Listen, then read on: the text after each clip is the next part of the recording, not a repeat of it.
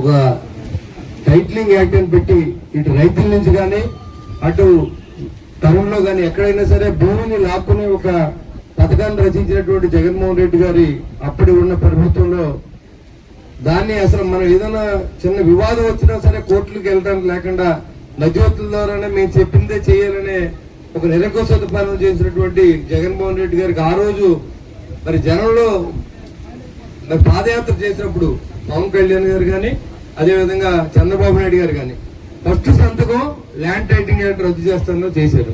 ఈ రోజు మీ భూమి మీద పూర్తి హక్కు మీకు ఇచ్చేందుకు అప్పుడు తప్పుడు తనగా రాసి రాళ్ల మీద బొమ్మలు వేసుకుని వైసీపీ నాయకులు 800 కోట్ల రూపాయలు ఖర్చు చేసి ఈ రోజు మళ్ళీ పెద్ద కబుర్లు చెప్తా ఉన్నారు.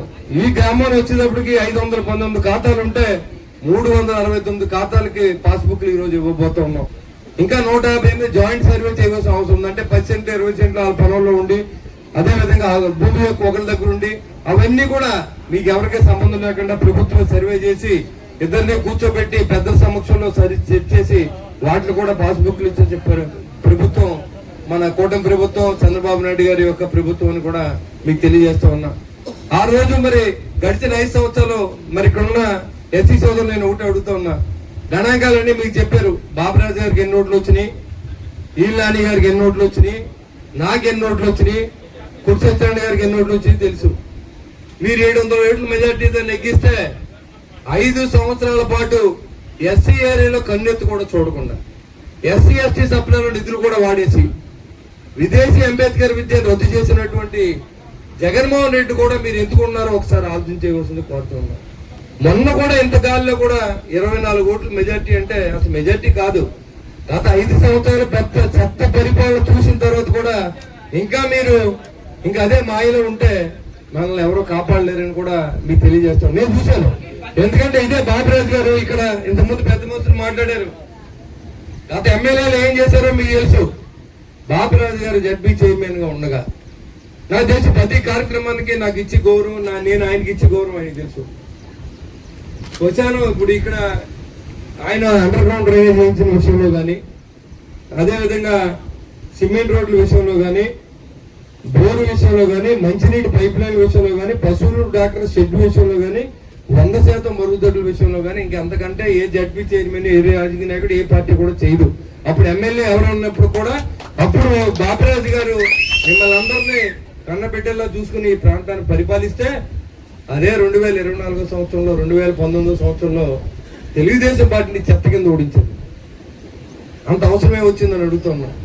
అసలు ఆ రోజు మనం చేయవలసిన అవసరం. ఈ రోజు మళ్ళీ మేము చేస్తాం. మీ అందరికీ మీరు చెప్పిందల్లా చేయడానికి సిద్ధంగా ఉన్నాం.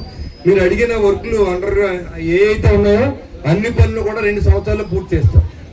కానీ మీరు తర్వాత ఓటేస్తారని గ్యారంటీ ఏమైనా ఉందా మీరు ఒకసారి ఆలోచన చేసుకోండి.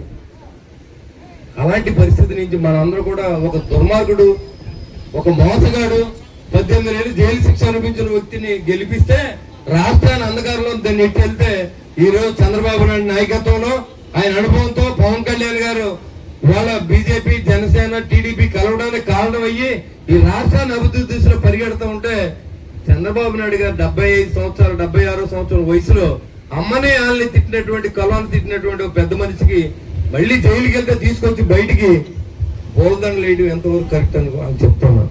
ఎన్ని పదవులు ఇస్తాం మిమ్మల్ని తీసేసానన్న సందర్భాన్ని ఒకసారి గుర్తుంచుకోమని చెప్తా ఉన్నా. అసలు కులం ఏంటి, రాజకీయాల్లో కులం ఏంటి? ఒక కులం ఇస్తే మనం నెగ్గుదామా? మన అందరూ కలిసి ఉంటే రాజకీయ మంచి సమాజాన్ని స్థాపన మనం ఉండాలని చెప్పి కూడా నేను తెలియజేస్తా ఉన్నా. ఎవరికీ భయపడేది లేదు. ఒక మంత్రిని కూడా నేనేం లెక్క చేయలేదు 5 సంవత్సరాల పాటు. ఇలాంటి బచ్చగాళ్ళు నేను అసలు లెక్క చేయను. నా మీద నిరంతరం తెలుగుదేశం పార్టీ ఫిర్యాదు, నా మీద నిరంతరం తెలుగుదేశం సీఎం గారికి ఫిర్యాదు.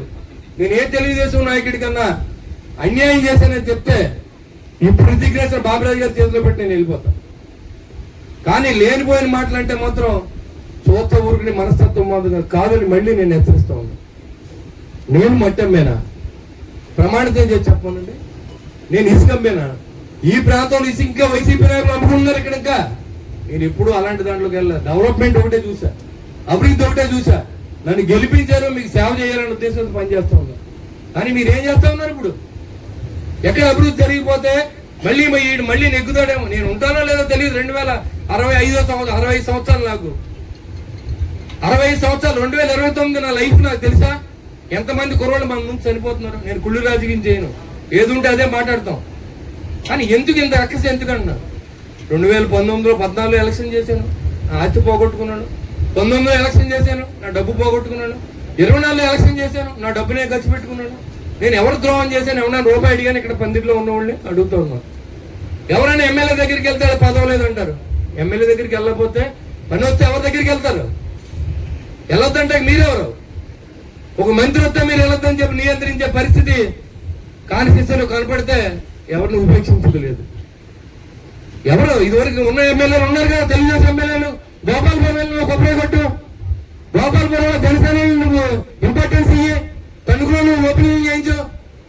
చంద్రబాబు నాయుడు గారు కాన్స్టిట్యూషన్ నేను ఓపెన్ చేస్తే ఒప్పుకుంటారా? మాకు కూడా వాయిస్ ఉంది, నేను కూడా మాట్లాడగలను, నా వాయిస్ ఏంటో కూడా వినిపిస్తాను. పార్టీ కూడా కొన్ని నిబద్ధతలు ఇవ్వాల్సిన అవసరం ఉంది.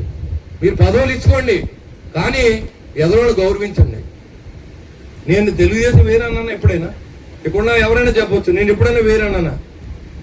చెప్పండి, ఎవరైనా ఒక్క తెలుగుదేశం నాయకులు లేచి నేను ఎప్పుడైనా వేరేని చెప్పానా? నన్ను ఓడిందా ప్రయత్నం చేశాను కూడా నేను హక్కును చేర్చుకున్నానే. మమ్మల్ని బాబురాజు గారిని తిట్టిన జడ్పీటీసీ మమ్మల్ని ఇద్దరిని తిట్టాడు, మేము కూడబెట్టి తిప్పుకున్నప్పుడు ఇన్నెందుకు వదిలేస్తాం? మనిషి యొక్క మనస్తత్వాన్ని అర్థం చేసుకోవాలి. పార్టీలు, కులాలు ఇవన్నీ కూడా మనం అత్తమానం మాట్లాడుకోవాల్సిన అవసరం పోతే